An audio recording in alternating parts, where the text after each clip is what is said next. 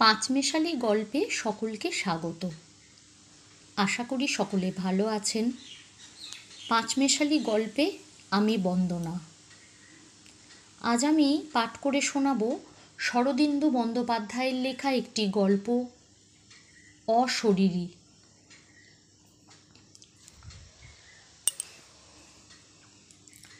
পুরাতন উই ধরা ডায়েরিখানি সাবধানে খুলিয়া বরদা বলিল, অদ্ভুত জিনিস, কিন্তু আগে থাকতে কিছু বলবো না। আমাদের আবদুল্লাহ কুজরাকে জানো তো? সাহেবদের কুঠি থেকে পুরনো বই শের দরে কিনে বিক্রি করতে আসে। তারই কাছ থেকে এটা কিনেছি। ঝাঁকায় করে এক গাদা বই নিয়ে এসেছিল। বইগুলো ঘাঁটতে ঘাঁটতে দেখি একটা বাংলায় লেখা ডায়েরি। নগদ 2 পয়সা খরচ করে তৎক্ষণাৎ কিনে ফেললুম। অমূল্য দৈবক্রমে আজ ক্লাবে আসে নাই, তাই বাকবিতণ্ডায় বেশি সময় নষ্ট হইল না। বড়দা বলিল, পড়ি শোনো। বেশি নয়, শেষের কয়েকটা পাতা খালি পড়ে শোনাব। আর যা আছে তা না শুনলেও কোনো ক্ষতি নেই। এ ডায়েরির লেখককে তার ডায়েরি থেকে পড়ে জানা যায় না, তবে তিনি যে একজন কলকাতা হাইকোর্টের একজন অ্যাডভোকেট তাতে কোনো সন্দেহ নেই। ল্যাম্পটা উস্কাইয়া দিয়া বরদা পড়িতে আরম্ভ করিল। 7ই ফেব্রুয়ারি। আজ মুঙ্গেরে আসিয়া পৌঁছিলাম। স্টেশন হইতে পীরপাহাড় প্রায় মাইল 3 দূরে শহরের বাহিরে। মুঙ্গের শহরের যতটুকু দেখিলাম কেবল ধুলা আর পুরাতন সেকেলের বাড়ি। যা হোক, আমাকে শহরের মধ্যেই থাকিতে হইবে না, ইহাই রক্ষা। স্টেশন হইতে আসিতে পথে কেল্লার ভিতর দিয়া আসিলাম। কেল্লাটা মন্দ নয়, পুরাতন মীর কাসিমের আমলের কেল্লা। গড়খাই দিয়ে ঘেরা। প্রাকারের ইট পাথর অনেক স্থানে খসিয়া গিয়াছে। বড় বড় গাছ উচ্চ প্রাচীরের ওপর জন্মিয়া শুষ্ক গড়খাইয়ের দিকে ঝুঁকিয়া পড়িয়াছে। একদিন এই গড়ের প্রাচীরে সতর্ক সান্ত্রী পাহারা দিত। প্রহরে প্রহরে 2 দ্বারে নাকারা বাজিত। সন্ধ্যার সময় লোহার তোরণদ্বার ঝনৎকার করিয়া বন্ধ হইয়া যাইত। কল্পনা করিতে মন্দ লাগে না। পীরপাহাড়ের বাড়িখানি চমৎকার। এমন বাড়ি যাহার, সে চিরদিন এখানে থাকে না কেন, এটাই আশ্চর্য। যা হোক, পাহাড়ের উপর নির্জন প্রকাণ্ড বাড়িখানিতে একাকী 1 মাস থাকিতে পারিব জানিয়াই ভারী আনন্দ হইতেছে। বন্ধু কলিকাতায় থাকুন, আমি এই অবসরে তাহার বাড়িটি ভোগ করিয়া লই। কলিকাতা হাইকোর্টে প্রায় 1.5 মাস ধরিয়া প্রকাণ্ড দায়রা মোকদ্দমা চালাইবার পর সত্য সত্যই বিশ্রাম করিতে এমন শান্তিপূর্ণ স্থান আর কোথাও পাইব না। আমার শরীর যে ভাঙিয়া পড়িয়াছে, তাহার কারণ শুধু অত্যধিক পরিশ্রম নয়, মানুষের সহিত অবিশ্রাম সংঘর্ষ। যে লোকে মিথ্যা কথা বলিবে বলিয়া দৃঢ় সংকল্প করিয়া বসিয়া আছে, তাহার পেট হইতে সত্য কথা টানিয়া বাহির করা, এবং যে হাকিম বুঝিবে না, তাহাকে বুঝাইবার চেষ্টা কিরূপ বুক ভাঙা ব্যাপার, তাহা যিনি এ পেশায় ঢুকিয়াছেন তিনিই জানেন। মানুষ দেখিলে এখন ভয় হয়। কেহ কথা কহিবার উপক্রম করিলেই পালাইতে ইচ্ছা করে। তাই একেবারে নিঃসঙ্গভাবে চলিয়া আসিয়াছি।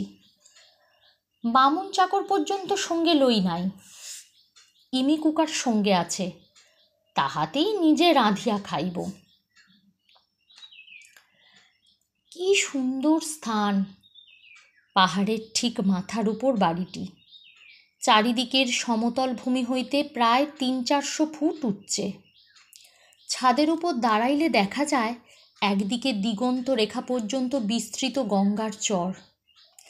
তাহার উপর এখন সরিষা জন্মিয়াছে। সবুজ জমির ওপর হলুদ বর্ণ ফুলের স্ফুলিঙ্গ। চাহিয়া চাহিয়া চক্ষু স্নিগ্ধ হইয়া যায়।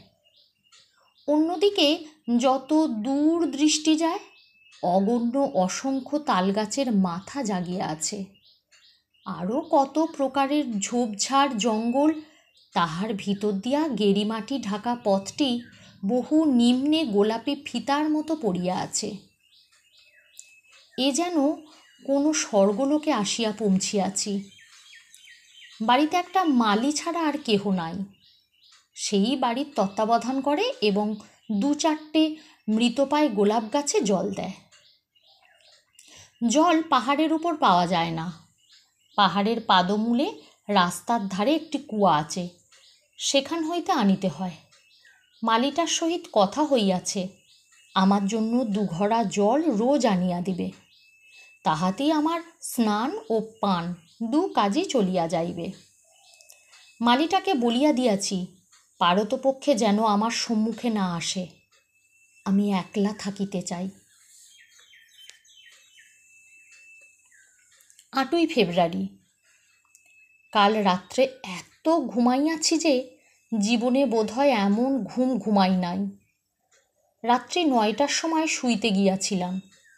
যখন ঘুম ভাঙিল তখন বেলা 7টা।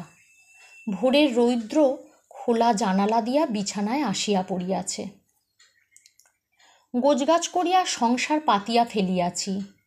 সঙ্গে কিছু চাল ডাল আলু ইত্যাদি আনিয়াছিলাম। তাহাতে আরও 3-4 দিন চলিবে। ফুরাইয়া গেলে মালিকে দিয়া শহরের বাজার হইতে আনাইয়া লইব। ট্রাঙ্কগুলো খুলিয়া দেখিলাম প্রয়োজনীয় দ্রব্য সবই আছে। দাড়ি কামাইবার সরঞ্জাম, সাবান, তেল, আয়না, চিরুনি কিছুই ভুল হয় নাই। 1 বান্ডিল ধূপের কাঠিও রহিয়াছে দেখিলাম। ভালোই হইল। এখনও অবশ্য একটু শীত আছে, কিন্তু গরম পড়িতে আরম্ভ করিলে মশার উপদ্রব বাড়িতে পারে। চাকরটার বুদ্ধি আছে দেখিতেছি। কতকগুলা বই ও কাগজ পেন্সিল ট্রাঙ্কের মধ্যে পুড়িয়া দিয়াছে। যদিও এই 1 মাসের মধ্যে বই স্পর্শ করিব না প্রতিজ্ঞা করিয়াছি, তবু হাতের কাছে 2-1খানা তো বেশ থাকলে ভালোই হয়। বইগুলো কিন্তু এক্কেবারেই বাজে। পরলোক, ভূতধর্ষণ, উন্মাদ ও প্রতিভা, এসব বই আমি পড়ি না। চাকরটা বোধহয় ভাবিয়াছে আইন ছাড়া অন্য যে কোনো বই পড়িলেই আমি ভালো থাকিব। সে একটু আধটু লেখাপড়া জানে, সাধে কি বলে স্বল্পাবিদ্যা ভয়ঙ্করী। এখানেও একটা ছোটোখাটো লাইব্রেরি আছে দেখিতেছি। একটা ক্ষুদ্র আলমারিতে গোটা কয়েক পুরাতন উপন্যাস, অধিকাংশই সম্মুখের ও পশ্চাতের পাতা ছেঁড়া। যা হোক, পড়িবার যদি ইচ্ছা হয় বইয়ের অভাব হইবে না। দুপুরবেলাটা ভারী আনন্দে কাটিল। শূন্য বাড়িময় একাকী ঘুরিয়া বেড়াইলাম। পাহাড়ের উপর এই বৃহৎ বাড়ি কে তৈরি করিয়াছিল, ইহার কোনো ইতিহাস আছে কি কলিকাতায় ফিরিয়া বন্ধুকে জিজ্ঞাসা করিব। বাড়ি যেই তৈরি করুক, তাহার রুচির প্রশংসা করিতে হয়। যে পাহাড়ের উপর বাড়িটি প্রতিষ্ঠিত, তাহা দেখিতে একটি উল্টানো বাটির মতো। কবি হইলে আরও রসালো উপমা দিতে পারিতাম। হয়তো সাদৃশ্যটাও আরও বেশি হইত, কিন্তু আমার পক্ষে উল্টানো বাটিই যথেষ্ট। সাদা বাড়িখানা তাহার উপর মাথা তুলিয়া আছে। বাড়িখানা যেমন বৃহৎ তেমনই মজবুত। মোটা মোটা দেওয়ালের মাঝখানে বিশাল একটা ঘর। নিজের বিশালতার গৌরবে শূন্য আসবাবহীন অবস্থাতেও সর্বদা গমগম করিতেছে। বাড়ির সম্মুখে খানিকটা সমতল স্থান আছে, তাহাতেই গোলাপ বাগান। গোলাপ বাগানের শেষে ফটক। ফটকের বাইরেই নিচে যাইবার ঢালু রাঙা পাথর ভাঙা পথ বাঁকিয়া বাড়ির কোলে দিয়া নামিয়া গিয়াছে। ফটকের সম্মুখে কিছু দূরে একটা প্রকাণ্ড কূপ, গভীর হইয়া কোথায় চলিয়া গিয়াছে তাহার তল পর্যন্ত দৃষ্টি যায় না।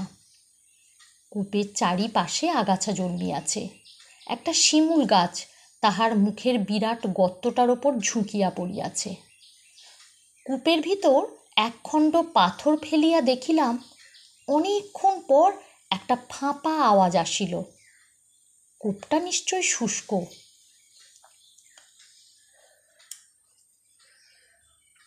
সন্ধ্যার সময় কূপের কাছে গিয়া দাঁড়াইলাম। নিচে বেশ অন্ধকার হইয়া গিয়াছে। দূরে দূরে দুই একটি প্রদীপ মিটমিট করিয়া জ্বলিতে আরম্ভ করিয়াছে, কিন্তু উপরে এখনো বেশ আলো আছে। পশ্চিম দিকটা গৌরিক ধুলায় ভরিয়া গিয়াছে, দেখিতে ভারী চমৎকার। এই বাড়িতে আমার 2 দিন কাটিল। হঠাৎ কাঁধের উপর একটা স্পর্শ অনুভব করিয়া দেখি এক ঝলক রক্ত সেখানে পড়িয়াছে, কিন্তু তখনই বুঝিতে পারিলাম রক্ত নয়, ফুল। শিমুল গাছটায় 2-4টে ফুল ধরিয়াছিল, ইতিপূর্বে আমি লক্ষ্য করি নাই। ফুলটি হাতে লইয়া ফিরিয়া আসিলাম। মনে হইল এই স্থানের অধিষ্ঠাত্রী দেবতা ফুল দিয়া আমাকে স্বাগত সম্ভাষণ করিলেন। 9ই ফেব্রুয়ারি। আজ শরীরটা ভালো ঠেকিতেছে না, বোধহয় একটু জ্বর ভাব হইয়াছে। মাথার মধ্যে কেমন একটা উত্তাপ অনুভব করিতেছি। মোকদ্দমা লইয়া যে অতিরিক্ত মানসিক পরিশ্রম করিয়াছি, তাহার কুফল এখনও শরীরে লাগিয়া আছে। অকারণে স্নায়ুমণ্ডল উত্তেজিত হইয়া ওঠে। আজ উপবাস করিয়াছি, আশা করি কাল শরীর বেশ ঝরঝরে হইয়া যাইবে। 10ই ফেব্রুয়ারি। প্রাচীন গ্রীসে সংস্কার ছিল প্রত্যেক গাছ, লতা, নদী, পাহাড়ের একটি করিয়া অধিষ্ঠাত্রী দেবতা আছে। আধুনিক বিজ্ঞান শাসিত যুগে কথাটা হাস্যকর হইলেও উপদেবতা অধিষ্ঠিত গাছপালার কথা কল্পনা করিতে মন্দ লাগে না। সাঁওতালদের মধ্যেও এইরূপ সংস্কার আছে শুনিয়াছি।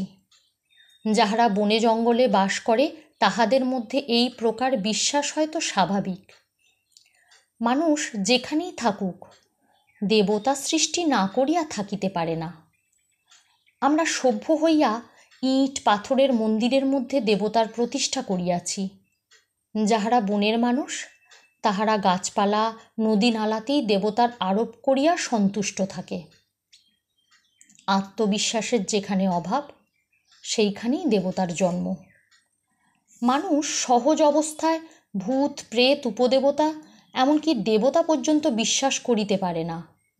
ওসব বিশ্বাস করিতে হইলে রীতিমতো মস্তিষ্কের ব্যাধি থাকা চাই। কিন্তু সে যাহাই হোক, উপদেবতার কথা কল্পনা করিতে বেশ লাগে। আমার ওই শিমুল গাছটার যদি একটা দেবতা থাকিত, তাহাকে দেখিতে কেমন হইত? কিংবা অতদূর যাইবার প্রয়োজন কি? এই পাহাড়টারও তো একটা দেবতা থাকা উচিত। তিনিই বা কিরূপ দেখিতে শুনিতে? তিনি যদি হঠাৎ একদিন আমাকে দেখা দেন, তবে কেমন হয়? 11ই ফেব্রুয়ারি। দিনের বেলাটা পাহাড়ের উপরই এধার ওধার ঘুরিয়া এবং রান্নাবান্নার কাজে বেশ একরকম কাটিয়া যায়। কিন্তু সন্ধ্যার পর হইতেই শয়নের পূর্ব পর্যন্ত এই 3-4 ঘন্টা সময় যেন কিছুতেই কাটিতে চায় না। এখন কৃষ্ণপক্ষ যাইতেছে। সূর্যাস্তের পরই চারিদিক ঘুটঘুটে অন্ধকার হইয়া যায়। তখন পৃথিবী পৃষ্ঠের সমস্ত দৃশ্য লেপিয়া মুছিয়া একাকার হইয়া যায়। কেবল আকাশের তারাগুলা যেন অত্যন্ত নিকটে আসিয়া চক্ষু মেলিয়া চাহিয়া থাকে। আমি ইমি কুকারে রান্না চড়াইয়া দিয়া লণ্ঠন জ্বালিয়া ঘরের মধ্যে নীরবে বসিয়া থাকি। লণ্ঠনের ক্ষীণ আলোয় ঘরটা সম্পূর্ণ আলোকিত হয় না, আনাচে কানাচে অন্ধকার থাকিয়া যায়। প্রকাণ্ড বাড়িতে আমি একা। 12ই ফেব্রুয়ারি। মনটা অকারণে বড় অস্থির হইয়াছে। সন্ধ্যার পর হইতে কেবলই মনে হইতেছে যেন কাহার অদৃশ্য চক্ষু আমাকে অনুসরণ করিতেছে।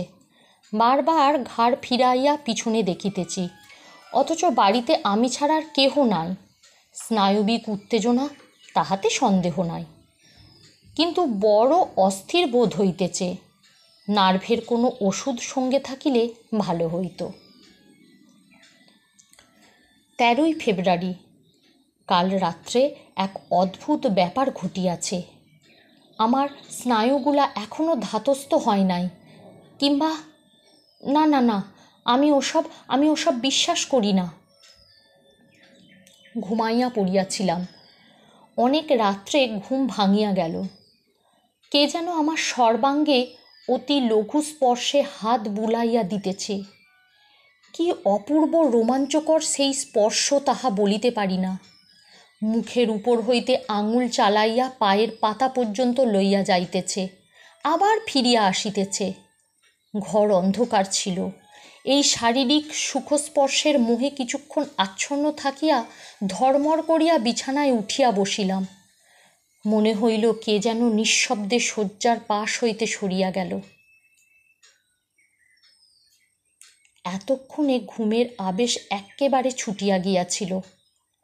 ভাবিলাম চোর নয় তো, কিন্তু চোর গায়ে হাত বুলাইয়া দিবে কেন? তাছাড়া ঘরের জানলা দরজা বন্ধ করিয়া শুইয়াছি। আমি উচ্চকণ্ঠে ডাকিলাম, কে? কোনো সাড়া নাই। গা ছমছম করিতে লাগিল। বালিশের পাশে দেশলাই ছিল। আলো জ্বালিলাম। ঘরে কেহ নাই, দরজা পূর্ববৎ বন্ধ। ভাবিলাম ঘুমাইয়া নিশ্চয়ই স্বপ্ন দেখিয়াছি। এমন অনেক সময় হয় যে ঘুম ভাঙিয়াছে মনে হইলেও ঘুম সত্যই ভাঙে না। নিদ্রা ও জাগরণের সন্ধিস্থলে মনটা অর্ধচেতন অবস্থায় থাকে। দ্বার খুলিয়া বাহিরে আসিলাম। খোলা বারান্দায় আসিয়া দেখিলাম এক আকাশ নক্ষত্র জ্বলজ্বল করিতেছে। ঘরের বদ্ধ বায়ু হইতে বাহিরে আসিয়া বেশ আরাম বোধ হইল। একটা ঠান্ডা হাওয়া বাড়ির চারিদিকে যেন নিঃশ্বাস ফেলিয়া বেড়াইতেছে। কিছুক্ষণ এদিক ওদিক পায়চারি করিবার পর একটু গাটা শীত শীত করিতে লাগিল। আবার ঘরে ফিরিয়া দরজা বন্ধ করিয়া শুইলাম। আলোটা নিবাইলাম না, কমাইয়া দিয়া মাথার শিওরে রাখিয়া দিলাম।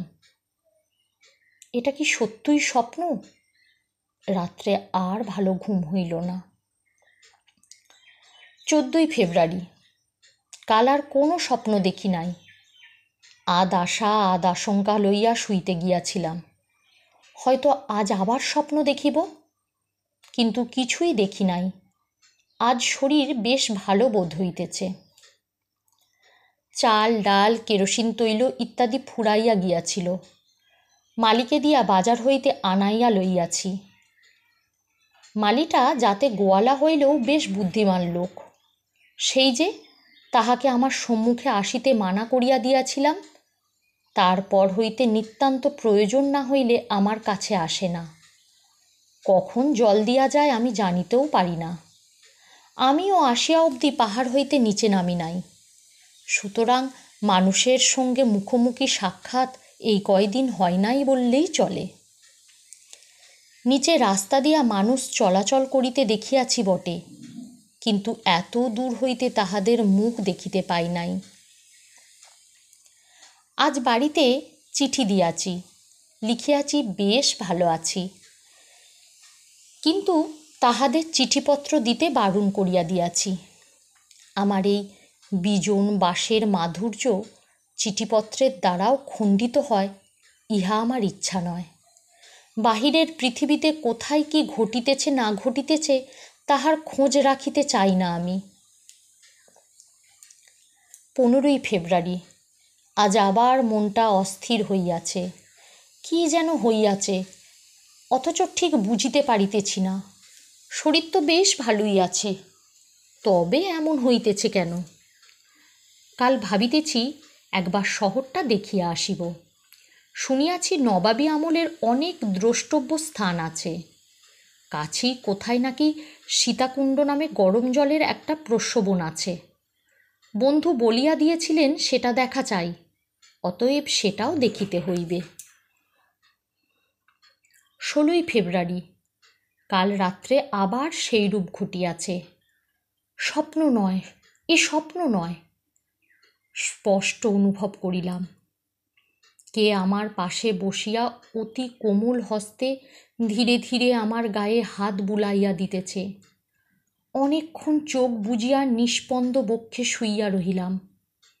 বালিশের তলায় ঘড়িটা টিকটিক করিতেছে শুনিতে পাইলাম। সুতরাং এ ঘুমের ঘোরে স্বপ্ন দেখা হইতেই পারে না। অদৃশ্য হাতটা কতবার আমার আপাদমস্তক বুলাইয়া গেল তাহা বলিতে পারি না। একবার হাতখানা যখন আমার বুকের কাছে আসিয়াছে, তখন হাত বাড়াইয়া আমি সেটা ধরিতে গেলাম। মনে হইল আমার মুঠির মধ্যে হাতটা গলিয়া মিলাইয়া গেল। হাত বুলোনোও বন্ধ হইল। অনুভবে বুঝিলাম সে শয্যার পাশে দাঁড়াইয়া আছে, এখনো যায় নাই। আমি চোখ চাহিয়া শুইয়া রইলাম, সেও দাঁড়াইয়া রহিল। ঘর অন্ধকার, কিছুই দেখিতে পাইতেছি না। চোখ খুলিয়া থাকা বা বুজিয়া থাকায় কোনো প্রভেদ নাই। উৎকর্ণ হইয়া শুনিবার চেষ্টা করিলাম কোনো শব্দ হয় কি না। দরজায় কোথাও ঘুম ধরিয়াছে, তাহারই শব্দ শুনিতেছি, আর কোনো শব্দ নাই। অতীন্দ্রিয় অনুভূতি দ্বারা বুঝিলাম যে সে আস্তে আস্তে চলিয়া গেল, আজ আর আসিবে না। ঘুমাইয়া পড়িলে হয়তো থাকিত। আমি যখনই ঘুমোই তখনই কি সে আমার সুপ্ত শরীরের উপর পাহারা দেয়? কিন্তু আশ্চর্য, আজ আমার একটুও ভয় করিল না কেন? 17ই ফেব্রুয়ারি। আমার শিমুল গাছ রক্তরাঙা ফুলে ফুলে ভরিয়া উঠিয়াছে। গাছে পাতা নাই, কেবলই ফুল আর ফুল। সেদিন যে আমার কাঁধের ওপর এক ঝলক রক্তের মতো ফুল পড়িয়াছিল, সে কি স্বাভাবিক? এত স্থান থাকিতে আমার কাঁধের ওপরই বা পড়িল কেন? তবে কি কোনো অদৃশ্য হস্ত গাছ হইতে ফুল ছিঁড়িয়া আমার গায়ে ফেলিয়াছিল? কে সে? বৃক্ষদেবতা? না আমারই মতো মানুষের দেহ বিমুক্ত আত্মা? তাই কি? একটা দেহহীন আত্মা, সে আমাকে পাইয়া খুশি হইয়াছে, তাহাই কি আকারে ইঙ্গিতে জানাইতে চায়? সে আমার সহিত বন্ধুত্ব স্থাপন করিতে চায়, তাই কি সেদিন ফুল দিয়া আমার সংবর্ধনা করিয়াছিল? তবে কি সত্যই প্রেতজনী আছে, দেহমুক্ত অশরীরী আত্মা? বিশ্বাস করা কঠিন, কিন্তু there are more things in heaven and earth. একটা বিষয়ে ভারী আশ্চর্য লাগিতেছে। ভয় করে না কেন আমার? এই নির্জন স্থানে একলা আছি, এ অবস্থায় ভয় হওয়া তো স্বাভাবিক। 18ই ফেব্রুয়ারি। আন মনে দিন কাটিয়া গেল। শূন্য বাড়িময় কেবল ঘুরিয়া বেড়াইলাম। পছিয়া হাওয়া দিতেছে, খুব ধুলা উড়িতেছে। গঙ্গার চরের দিকটা বালুতে অন্ধকার, কিছুই দেখা যায় না। আজ কিছু ঘটে নাই, মনটা উদাস বোধ হইতেছে। 19শে ফেব্রুয়ারি। দিনটা যেন রাত্রির প্রতীক্ষাতেই কাটিয়া গেল। দিনের বেলা কিছু অনুভব করিনি। সন্ধ্যার সময় দেখিলাম পশ্চিম আকাশে সরু একটি চাঁদ দেখা দিয়াছে, যেন অসীম শূন্যে অপার্থিব একটি হাসি। অল্পক্ষণ পরেই চাঁদ অস্ত গেল। তখন আবার নীরব অন্ধকার জগৎ গ্রাস করিয়া লইল। ইকমি কুকারে রান্না চড়াইয়া অন্য মনে বসিয়াছিলাম। আলোটা সম্মুখের ভাঙা টেবিলে বসানো ছিল। অদূরে কতকগুলো ধূপ জ্বালিয়া দিয়াছিলাম, তাহারই সুগন্ধ ধূমে ঘরটি পূর্ণ হইয়া উঠিয়াছিল। আরতে যা হোক, একটা কিছু না পড়িয়া থাকা যায় না। বসিয়া বসিয়া সহসা কি মনে হইল, বাক্স হইতে সেই প্রেততত্ত্ব সম্বন্ধে বইখানা বাহির করিয়া পড়িতে আরম্ভ করিলাম। গল্প, নিহাত গল্প। সত্য অনুভূতির ছায়ামাত্র এসব কাহিনীতে নাই। আমি যেমন করিয়া তাহাকে অনুভব করিয়াছি, চোখে না দেখিয়াও সর্বাঙ্গ দিয়া তাহার সামীপ্য উপলব্ধি করিয়াছি, সেরূপভাবে আর কে প্রত্যক্ষ করিয়াছে? ইহারা লিখিতেছে, চোখে দেখিয়াছে। চোখে দেখা কি যায়? যে তোমার কাছে আসে, সে কেমন দেখিতে? আমারই মতো কি তার হস্ত পদ অবয়ব আছে, মানুষের চেহারা না অন্য কিছু?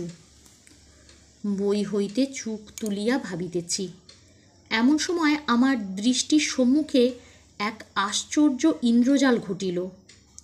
ধূপের কাঠিগুলি হইতে যে ক্ষীণ ধূমরেখা উঠিতেছিল, তাহা শূন্যে কুণ্ডলী পাকাইতে পাকাইতে যেন একটা বিশিষ্ট আকার ধারণ করিতে লাগিল।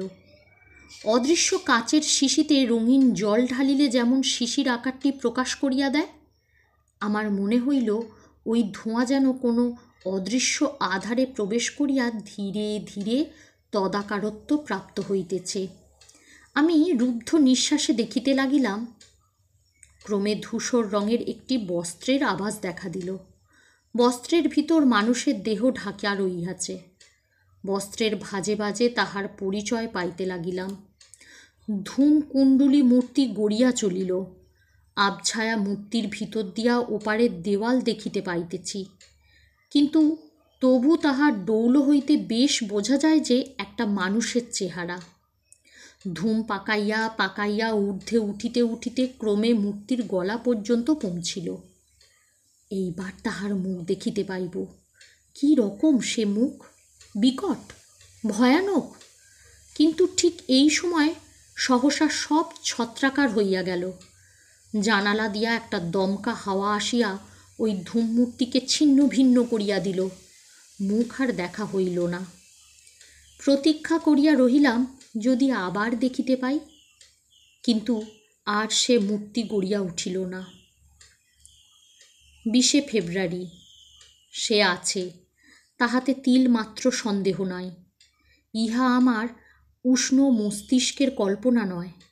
দিনের বেলা সে কোথায় থাকে জানি না, কিন্তু সন্ধ্যা হইলেই আমার পাশে আসিয়া দাঁড়ায়, আমার মুখের দিকে চোখ মেলিয়া থাকে। আমি তাহাকে দেখিতে পাই না বটে, কিন্তু যাহা দেখিতে পাওয়া যায় না তাহাই কি মিথ্যা? বাতাস দেখিতে পাই না, বাতাস কি মিথ্যা? শুনিয়াছি এক প্রকার গ্যাস আছে, যাহা গন্ধহীন ও অদৃশ্য, অথচ তাহা আঘ্রাণ করিলে মানুষ মরিয়া যায়। সে গ্যাস কি তবে মিথ্যা? না, সে আছে। আমার মন জানিয়াছে সে আছে, সে আছে। 21শে ফেব্রুয়ারি। কে সে? তাহার স্পর্শ আমি অনুভব করিয়াছি, কিন্তু তাহাকে স্পর্শ করতে পারি না কেন? ছুঁইতে গেলেই সে মিলাইয়া যায় কেন? সে দেখা দিতে চেষ্টা করে জানি, কিন্তু দেখা দিতে পারে না কেন? রক্ত মাংসের চক্ষু দিয়া কি ইহাদের দেখা যায় না? আমি এখন শয়নের পূর্বে ডায়েরি লিখিতেছি, আর সে ঠিক আমার পিছনে দাঁড়াইয়া আমার লেখা পড়িতেছে। আমি জানি আমার শরীর রোমাঞ্চিত হইয়া উঠিতেছে, কিন্তু মুখ ফিরাইলেই তাহাকে দেখিতে পাইব না, সে মিলাইয়া যাইবে। কেন এমন হয়? তাহাকে কি দেখিতে পাইব না? দেখিবার কি দুর্দম আগ্রহ যে প্রাণে জাগিয়াছে, তাহা কি বলিব? তাহার এই দেহহীন অদৃশ্যতাকে যদি কোনো রকমে মূর্ত করিয়া তুলিতে পারিতাম। কোনো কি উপায় নাই? 22শে ফেব্রুয়ারি। কাল রাত্রে সে আর আসে নাই। সমস্ত রাত্রি তার প্রতীক্ষা করিলাম, কিন্তু তবু সে আসিল না। কেন আসিল না? তবে কি আর সে আসিবে না? নিজেকে অত্যন্ত নিঃসঙ্গ মনে হইতেছে। আমার প্রতি রজনীর সহচর সহসা আমাকে ফেলিয়া চলিয়া গিয়াছে। আর যদি সে না আসে? 23শে ফেব্রুয়ারি। জানিয়াছি, জানিয়াছি সে নারী।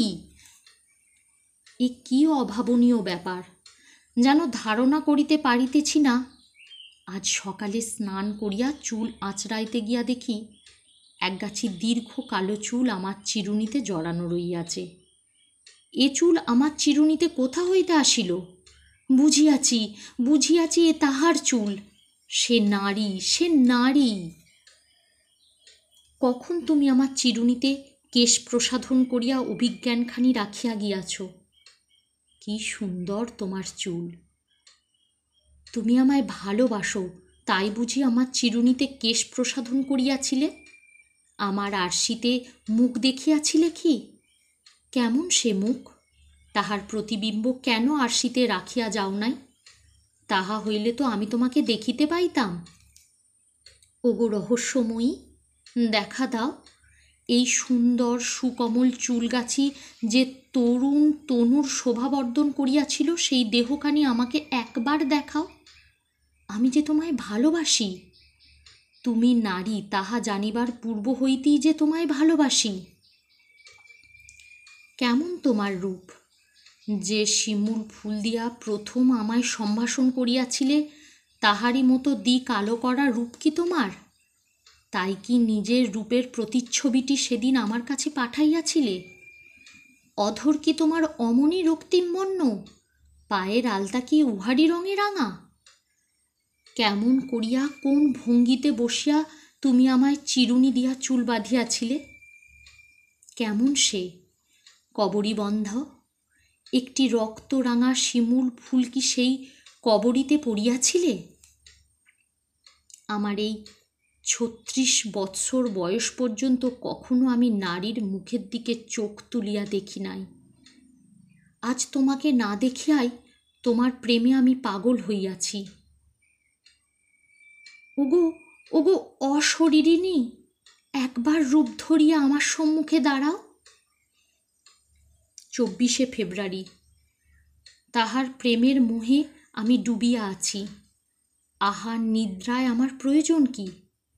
আমার মনে হইতেছে এই অপরূপ ভালোবাসা আমাকে জর্জরিত করিয়া ফেলিতেছে। আমার অস্থি মাংস মেদ মজ্জা জীর্ণ করিয়া জঠরস্থ অম্লরসের মতো আমাকে পরিপাক করিয়া ফেলিতেছে। এমন না হইলে ভালোবাসা? ২৫শে ফেব্রুয়ারি। আজ সকালে হঠাৎ মালিটার সঙ্গে দেখা হইয়া গেল। তাহাকে গালাগালি দিয়া তাড়াইয়া দিয়াছি। মানুষের মুখ আমি দেখিতে চাই না। সমস্ত দিন কিছু আহার করি নাই। ভালো লাগে না, ভালো লাগে না আমার কিছু। আহারে রুচি নাই। তাছাড়া রান্নার হাঙ্গামা অসহ্য। গরম পড়িয়া গিয়াছে। মাথার ভিতরটা ঝাঁঝা করিতেছে। কাল সারা রাত্রি জাগিয়াছিলাম, কিন্তু তাহাকে দেখিতে পাইলাম না। সে কাল আমার পাশে আসিয়া শুইয়াছিল। স্পষ্ট অনুভব করিয়াছি। তাহার অস্পষ্ট মধুর দেহ সৌরভ আঘ্রাণ করিয়াছি, কিন্তু তাহাকে ধরিতে গিয়া দেখিলাম শূন্য, কিছুই নাই।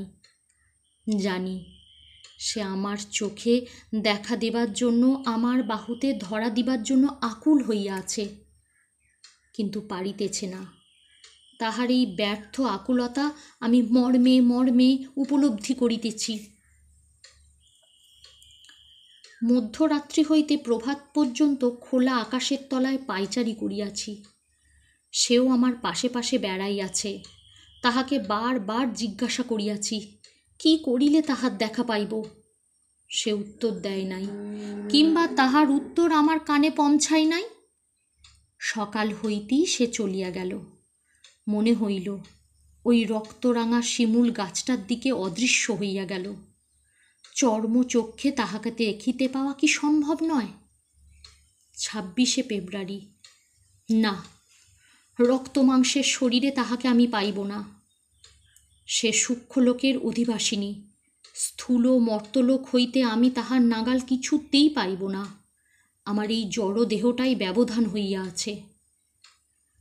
২৭শে ফেব্রুয়ারি। আহার নাই, নিদ্রা নাই, মাথার মধ্যে আগুন জ্বলিতেছে। আয়নায় নিজের মুখ দেখিলাম।